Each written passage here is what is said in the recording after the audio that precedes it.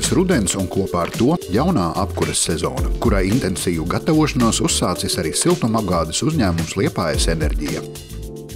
Liepājas Enerģija, kā jau parasti, katru vasaru pārbaudām visus savus siltumtīklus, veicam hidrauliskās pārbaudes, ja kaut ko atrodam, kādas noplūdes, tās ir jāsaremontē vasaras periodā.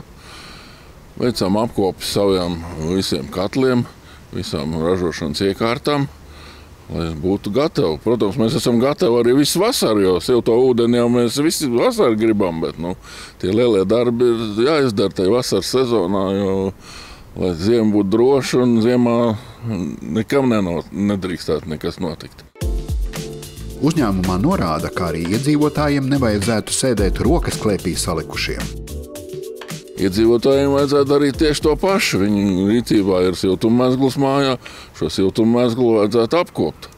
Veikt viņam arī hidraulisko pārbaudi, kaut ko paremontēt, ja tas ir vajadzīgs. Ja iedzīvotāji paši ar to nespēja tikt galā, mēs labprāt ejam un palīdzam. Mēs slēdzam arī apkopas līgumus ar apsaimniekotājiem, ar mājām, varam slēgt līgumu, varam arī aizbraukt uz izsaukumu, ja ir kaut kāda problēma siltummezglā. To visu mēs varam cilvēkiem palīdzēt, lai ziemā būtu droši. Uzņēmumā atgādina, ka certificēti speciālisti reizi gadā apseko un apkalpo individuālos siltummezglus, sniedz tehniskā stāvokļa novērtējumu, kā arī ieregulē klientiem vēlamos siltumenerģijas lietošanas parametrus, lai nodrošinātu vēlamo komforta līmeni ēkā. Profesionāla individuālo siltummezglu apkope garantē kvalitatīvu, efektīvu un ilgstošu siltummezgla darbību, kā arī būtiski samazina avārijas gadījumus vai nestabilu sistēmas darbību. Tādējādi ietaupot līdzekļus uz neplānotiem darbiem un ļauj prognozēt iespējamos mezglu bojājumus un to savlaicīgu nomaiņu vai remontu.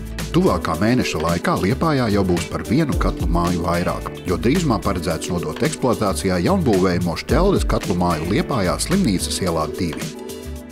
Ir jau būvniecība finiša stadijā, un uz jauno apkurses sezonu viņai jāsāk strādāt. Mēs tur esam arī izveidojuši jaunus siltumtīklus, kas savieno šo katlu māju ar reģionālo slimnīcu un savieno ar tiem tīkliem, kurus mēs apsildījām no esošajām katlu mājām.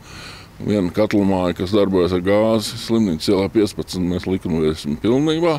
Otra katlu māja paliks kā rezerves katlu māja. Kā tur arī šī slimnīcas rajonā būs zaļā enerģija no Šķeldes. Projekts tiek īstenots ar Eiropas Savienības kohēzijas fonda atbalstu. Projekta kopējās investīcijas ir 3 miljoni eiro, no tiem kopējie attiecināmie izdevumi 2,916 miljoni eiro. Atbalsta summa 40% no attiecināmajiem izdevumiem, nepārsniedzot 1,166 miljonus eiro.